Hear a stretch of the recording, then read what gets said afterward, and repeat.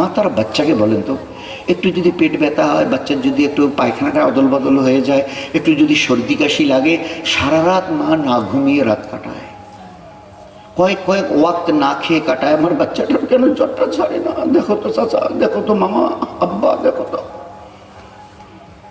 এতটা বাচ্চার প্রতি মায়ের মমতা যে রাত জেগে জেগে কাটিয়ে দিচ্ছে, এই শীতের রাত বাচ্চাকে কোলে নিয়ে।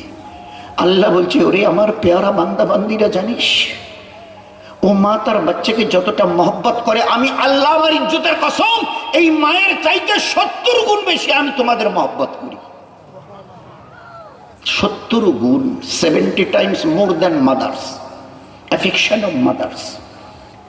একটা মায়ের স্নেহের চাইতে, দয়ার চাইতে, মমতার চাইতে 70 গুণ ঊর্ধ্বে। এরপরেও তোমরা আমাকে সুম্মা ইলাইনা তুরজাউন, কুল্লু নাফসিন যায়কাতুল মউত, মাটির নিচে আসবে না, কোথায় পালাবে? আছে রাস্তা? আছে কোন রাস্তা? তাকে তো বলে দাও না। এবার আমি তাহলে বলে দেবো, বলে না আমরা বাইপাস, মৌতের হাত থেকে বাঁচার রাস্তা পেয়ে গেছি। মডার্ন টেকনোলজি এত ব্যবস্থা সুন্দর করে করেছে, আর মৌতে আসবে না। হ্যাঁ, যদি তোমাদের মরতে না হয় তো কিচ্ছু করতে হবে না, আমি আল্লাহ বলে দিচ্ছি, কিচ্ছু করতে হবে না। যদি মরণ হয় তো কিছু করতে হবে, মরতে যদি হয় তো কিছু করতে হবে, কারণ আমার কাছে ফিরে আসতে হবে। আমি পাঠিয়েছি, আমার কাছে ফিরে আসতে হবে।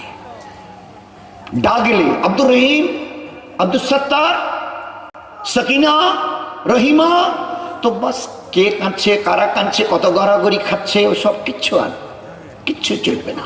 কত ডাক্তার স্যালাইন লাগিয়ে দিয়ে বসে আছে, কিচ্ছু চলবে না। ডাক এলে চলে আসতে হবে। এই জন্য একটু বুঝে আসিও, এই রাস্তাটা বড় লম্বা, যন্ত্রণা বড় কঠিন। আখিরাতের আযাব দেখেছো?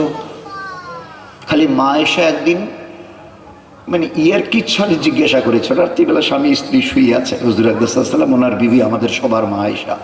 তো মা আয়েশা শুয়ে স্বামী স্ত্রী জিজ্ঞাসা করছে, আয়েশা, হুজুর সাল্লাল্লাহু আলাইহি ওয়াসাল্লামকে আয়েশা জিজ্ঞাসা করছে, ইয়া রাসূলুল্লাহ,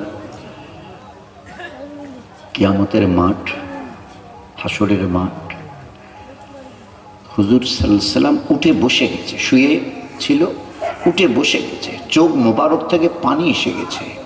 বলছে, আয়েশা, তুমি এইরকম অসময়ে আমাকে কিয়ামতের হাসরের মাঠের কথা জিজ্ঞাসা করছো? একজন গর্ভধারিণী মা যখন কিয়ামতের মাঠে দাঁড়াবে, আল্লাহর আযাবের ঝলক, ঝলক, ঝলক মানে সামান্য পরিমাণ আযাবের নাম মাত্র, একটু কণা।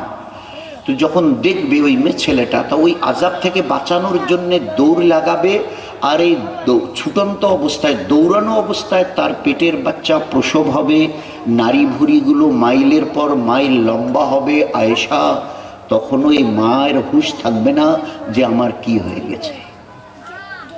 একটা মায়ের প্রসব যন্ত্রণা কত, ওটা আমরা পুরুষরা বুঝবো না, ওটা মারাই জানে। ওই জন্য বলা হয় এতে মরণ বাছন্ন অবস্থা, আর কি যে হবে দোয়া করেন। তো ওই শুধু আযাবের কোটি ভাগের এক ভাগ একটু ঝলক। কত দূরে কুচবিহারের ওইদিকে বিদ্যুৎ চমকাচ্ছে, একটু খালি দেখেছে, ওটাকে ঝলক বলা হয়। যেখানে বাস পড়েছে, যে বাড়ির উপরে, যে গাড়ির উপরে, যে মানুষের উপরে, সব মরে পড়ে আছে, আমরা ঝলক দেখেছি। তো আযাব ওইখানে ঝলক। তো ওই রকম ঝলক দেখার পরে ওই মেয়েটা দৌড়াবে, পেটে তার বাচ্চা থাকবে, আর ছুটন্ত অবস্থায় বাচ্চা প্রসব হয়ে নারী ভুঁড়িগুলো মাইলের পর মাইল লম্বা হতে থাকবে। তখনও তার কোনো হুঁশ থাকবে না। ফের বলছে, আয়েশা, ওই সময় একটা মেয়ে ছেলে অথবা কোনো ছেলে, সে তার আযাব থেকে বাঁচার জন্য আল্লাহর কাছে যখন যাবে, তো হিসাব নিকেশ করে আল্লাহ বলবে, বাস একটা নেকি নিয়ে আয়। কটা ভাই, কটা? একটা নেকি, একটা নেকি নিয়ে আয়, আমি আল্লাহ কথা দিচ্ছি তোকে জান্নাতে দিয়ে দেবো। এই আনন্দে আত্মহারা হবে, আমার আল্লাহ এত দয়ালু, আমি যদি একটা নেকি নিয়ে আসতে পারি আমাকে আল্লাহ জান্নাত দেবে বলেছে, তার কথা তো কম বেশি হবে না। এ শুনে আনন্দের দৌড় লাগাবে, মামা, চাচা, খালু, দুলে ভাই, কত রকমের একেবারে কার না দেখা হবে। প্রত্যেকে বলবে যে একটু সবর করো, একটু সবর করো, এখন নয়, একটু ধৈর্য ধরে হিসাবটা আমাদের হয়ে যাক, তারপরে এই করতে করতে সবার কাছে যাবে, সবাই ওই একই জবাব দেবে। চিন্তা করবে, আমার ওই জন্মদায়িনী মা যে আমাকে 10 মাস পেটে ধরেছিল, প্রসবের যন্ত্রণা সহ্য করেছিল, আমাকে তার সিনার দুধ 2-2.5 বছর পান করিয়েছিল, আমার পেশাব আর পায়খানাকে শীতের রাতে নিজের কোলে নিয়ে আমাকে শুকনো অবস্থায় জড়িয়ে ধরেছিল। তার কাছে ছাড়া আর অন্যের কাছে গিয়ে কোনো লাভ নেই। এই বলে হাঁটা দেবে, ওই দিক থেকে মা আসা শুরু হবে, মা আর মেয়েতে, মায় আর বেটায় দেখা হবে। গিয়ে বলবে, আম্মা আমাকে চিনতে পেরেছ? হ্যাঁ, কেন, কি বলবি বল। তাহলে মা, আমার আল্লাহ বলেছে একটা নেকি যদি নিয়ে যেতে পারি না, একটা নেকি, আমার আল্লাহ আমাকে জাহান্নাম থেকে বাঁচিয়ে জান্নাতে দেবে। মা বুঝতে পারবে বেটি আমার, এ কলিজার টুকরা ছেলেটা আমারই। কিন্তু হাসরের এই মাঠে, কিয়ামতের এই ময়দানে আমার কাছ থেকে একটা নেকি চাচ্ছে, কিন্তু চতুর্দিকে কিয়ামতের মাঠের চতুর্দিক থেকে জাহান্নামের যে আওয়াজ শুনছি, আমার বুক শুকিয়ে যাচ্ছে আওয়াজে। একটু পরে আমার হিসাব নিকাশ একটু পরে শুরু হবে। আমার যদি একটা নেকি শর্ট পড়ে, আমি কার কাছে যাব? আমি তাহলে কার কাছে যাব? তো নিজের জানকে জাহান্নামের আযাব থেকে বাঁচাবার জন্যে ওই সময় জন্মদায়িনী দুধ পিতা হুয়া ওই মা এবারে বলবে, এই বেটা, এ আমার আদরের বেটি, তুই বড্ড ভুল করছিস।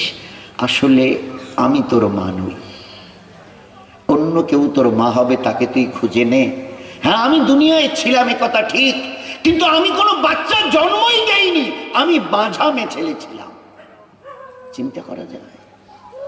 একটা নাকি দেবার জন্য মা আজ দুনিয়ায় একটু জ্বর হলে বাচ্চার জন্য যে মা এই করে, সেই মা কালে একটা নাকি দিতে গিয়ে নিজের জন্ম দেয়া বাচ্চাকে অস্বীকার করবে। याद करो ওই দিন, अच्छी तरह से याद कर लो उस दिन को जिस दिन तुम्हारे लिए तुम्हारी पास कोई नहीं होगा और कुछ भी नहीं होगा।